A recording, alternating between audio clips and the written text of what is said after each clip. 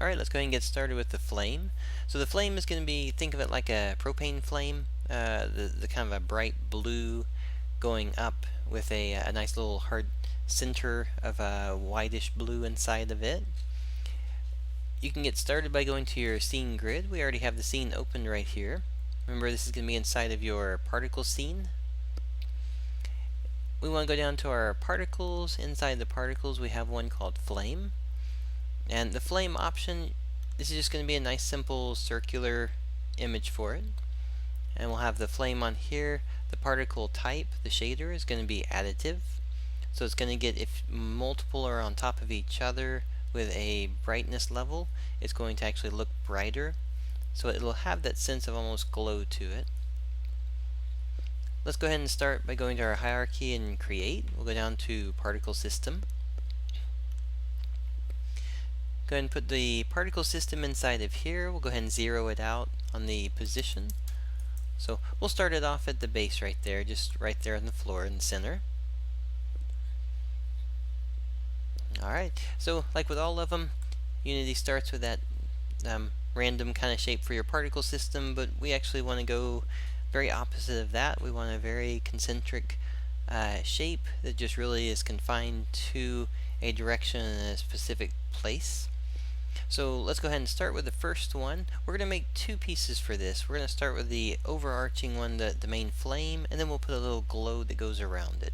So on the particle system, I'm just going to rename this one. We'll just call this flame. And for the flame, let's go ahead and assign our texture to it. So over on the flame, inside of the render rollout right there, I'm just going to drag the material for flame over onto the material rollout right there. There we go. Let's go ahead and start from our top again. We'll go from our duration, and for a lot of the durations we'll wind up taking it down to 1 second. 1 is usually a good spot to start with, and then from there you can make adjustments. So we'll go with the 1, and then when it comes to the size of it, we'll go ahead and leave the start delay off. The pre-warm, actually turn this one on. That way, the moment, like you could do it like the propane flames, like when you start them, they kind of have a little voomp to them, and it kind of goes outwards. This could be a instant if you want to have it with the pre-warm, and we'll toggle it on and off so you can see the differences between them. On the start speed, actually, let's see, start lifetime, we don't want it to go for 5 seconds. We want this to actually be a little bit shorter of a stint, so we'll go for a 0.2, might even go for about a 0.25 to 0.3, somewhere around there. Let's see, probably go for about 0.3, there we go. And the start speed on this one, it's actually going to be really quick. We want the line to go up. It's going to be a little bit bigger inside the scene. Let's see. So we'll take a start speed somewhere around 25. Let's see how far they get up. Yeah, so probably around 25 to 30, somewhere around there. There we go. So what we're doing at the moment, I just want a length. I want it to go from one point to another point with enough of a speed that when we start to add more of the rate to it, we'll be able to kind of see how it's going to look. Alright, so with this one, instead of going through here, let's go ahead and kind of start to see those other elements and those other parts and pieces to it. So let's go ahead and get that. So I'm going to take my emissions right here, and I'm going to go ahead and take this up quite a bit more. We'll go for an 80 to 100. There we go. We really want to actually have this at a higher level.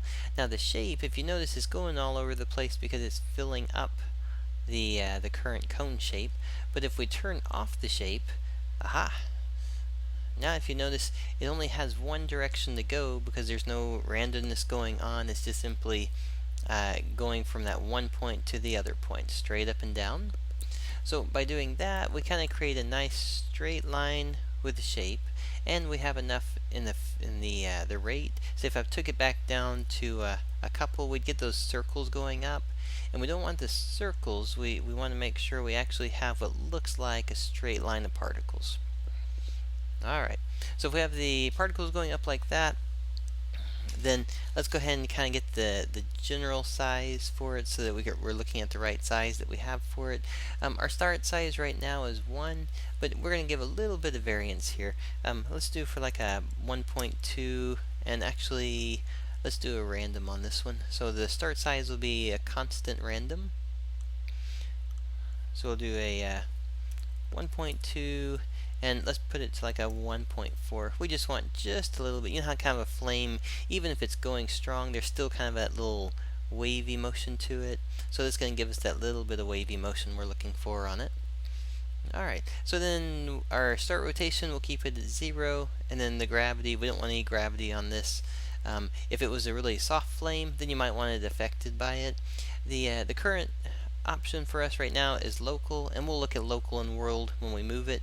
And you could actually change it to world. It might be kind of interesting to see it that's in that kind of perspective for it. So we're not using shape. We'll go ahead and go down to our color over lifetime, and go ahead and click on the color over lifetime option right here. And when you get on, let me make sure I turn it on here. There we go. So what we're looking for on color over lifetime is going to be, we're looking for basically to create a curve inside of here when it comes to the color. We want it to go from a white to a bluish tint, kind of a blue aqua, to a purple. So we'll start with the white right here. I'm just going to go just a little ways down right here. We'll place one in right there, and then this one, let's go ahead and do kind of a bluish color to it. Let's see what this is going to look like if we go somewhere around there. There we go. So we start to see that blue coming through right there. And then we'll go ahead and end it. Let's go ahead and do a end piece right here, and we want to do similar blue to it. We want that nice kind of a deeper, rich blue going in through it there. There we go. And close to, we'll go for somewhere around there. So I'm just kind of eyeing it at the moment. What I've got on my colors though for RGB is just, you could say 50, 118, 255. And then when it comes to the top part for the alpha, let's go ahead and change up our alpha a little bit here.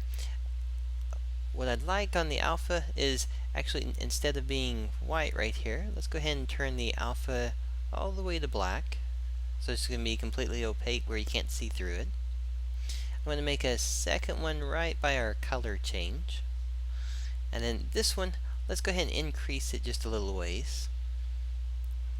So let's see. So if you notice, so if I want to kind of show what can happen here, is that you can actually start to see where the color jumps higher before it starts, because I'm actually adjusting where the starting point is.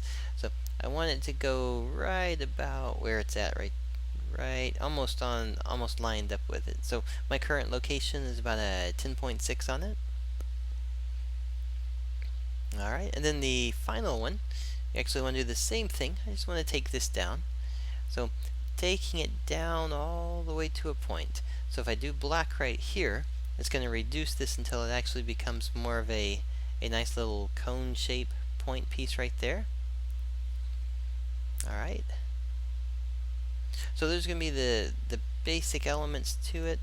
And again, you just adjust where you think you need it to adjust for, moving your alpha back and forth. If you feel like you want a smaller point to it, then you can actually drag it down till it gets to a smaller point like that. I'm going to go ahead and keep mine up to this top part for now.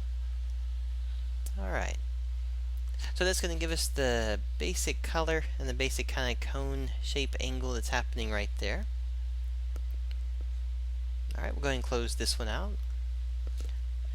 And then the next element we want to do is just the size over lifetime. So this is going to be where we have a little bit more control over the size. And again, we'll use our curves system right here. And for the curve on this one, when it comes to the life size, the life of it, I'm going to start off at saying, for instance, we'll do a a 1 right here, but then let's take the endpoint, and let's say we want to drag this down, and we'll go to about a 0.5. We want to reduce the size by about half. And I'm going to have just a little bit of a angle going up, so it's going outwards like this. The other piece on the left hand side right here, let's go ahead and take this one and move it up as well. And actually, let's see, there we go. So if you notice, just kind of like the propane fire, is that it's going to be very, it's going to start right here, so it's going to start off going straight, but it starts to go out a little and then comes back in. Alright, so be sure that on your curves, just make it so that from your 1, you have it curving up, and then down on the end, you have it starting about at the 0.5, and then just angle it up with the handles right there. Alright, and then the last thing we want to do is we'll go down to our render and make sure we've got everything set for this. The sort mode, instead of being none, let's go ahead and just do youngest first. That way, whichever one has been just created is going to show up first on the sorting for the front to back on it. Alright, so that'll give us our very first part, and if you kind of move it around and you look at it, you can kind of tell it has that nice little flicker, and it feels like it's like a propane type of flame. It's got a nice little line highlighting around it and the different levels inside it.